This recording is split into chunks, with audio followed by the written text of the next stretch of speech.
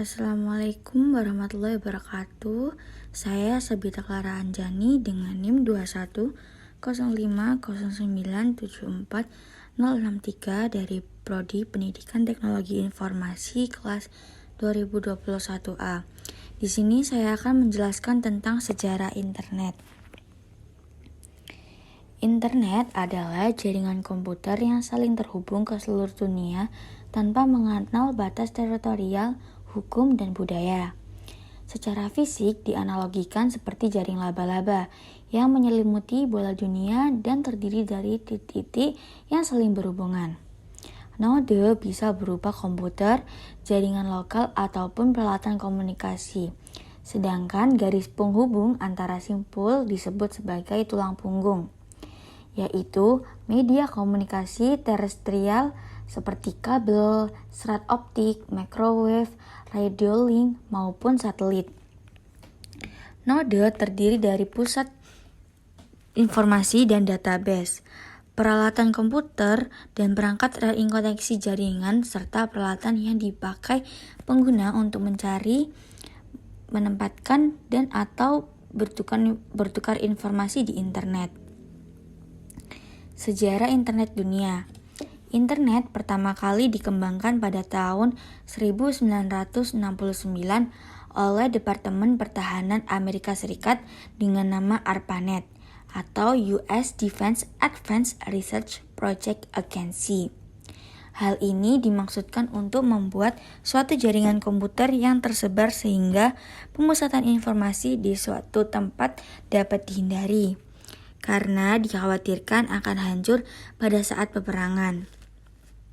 Dengan cara ini, diharapkan apabila salah satu jaringan putus, maka jalur yang melalui jaringan tersebut secara otomatis pindah ke jalur lain. ARPANET pada tahun 1980 terpecah menjadi dua jaringan, yaitu ARPANET dan MILNET.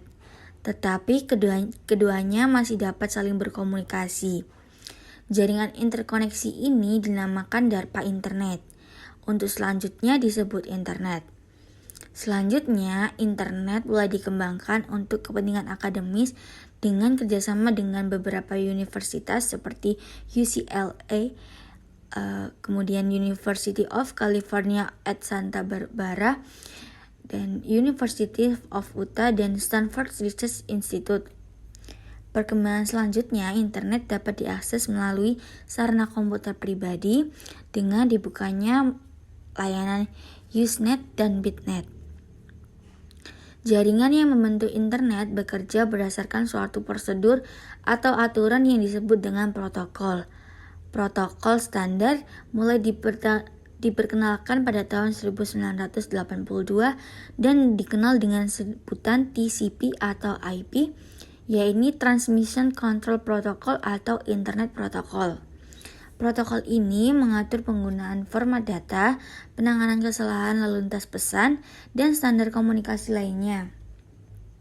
Protokol mampu bekerja pada semua jenis komputer tanpa terpengaruh oleh perbedaan perangkat keras maupun sistem operasi yang digunakan.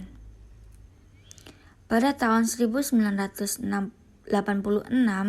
ARPANET mulai digantikan oleh NSFNet yang menghubungkan para periset di seluruh Amerika dengan 5 buah pusat superkomputer.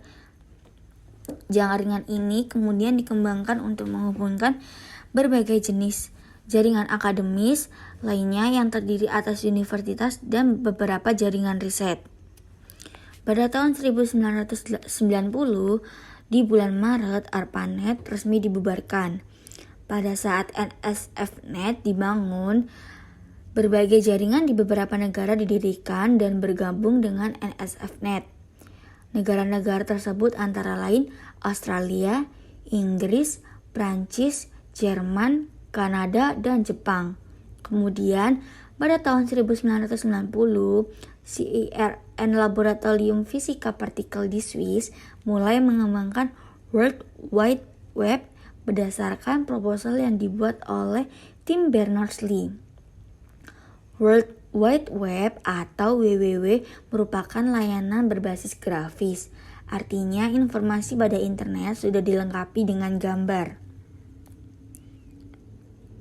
Kemudian pada tahun 1992, PW meluncurkan perangkat lunak untuk mengakses internet dengan nama Viola dan didistribusikan bersama CERN WWW.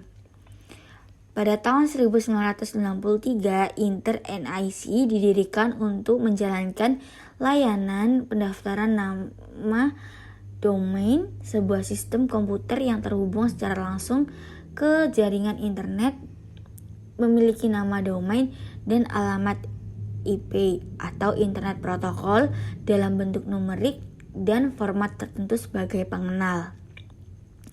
Pada tahun 1994, penggunaan internet untuk bisnis pertama kali dipakai oleh perusahaan Pizza Hut. Adapun internet banking pertama kali digunakan oleh First Virtual. Setahun kemudian, layanan akses internet bagi masyarakat umum dibuka oleh perusahaan CompuServe, America Online, dan Procticae. Kemudian sejarah internet masuk di Indonesia. Dimulai pada awal tahun 1990-an, saat itu jaringan internet di Indonesia lebih dikenal sebagai paguyuban network, di mana semangat kerjasama, kekeluargaan dan gotong royong di antara pakunya. RMS Ibrahim, Suryono Adi Sumarta, Muhammad Ihsan, Robi Subiakto, Putu, Firman Siregar, Adi Indrayanto, dan Onowe Purbo merupakan beberapa nama-nama legendaris di awal pembangunan internet di Indonesia tahun 1992 hingga 1994. Internet Service Provider Indonesia. Di sekitar tahun 1994 mulai beroperasi Indonet yang dipimpin oleh Sanjaya. Indonet merupakan ISP komersial pertama Indonesia.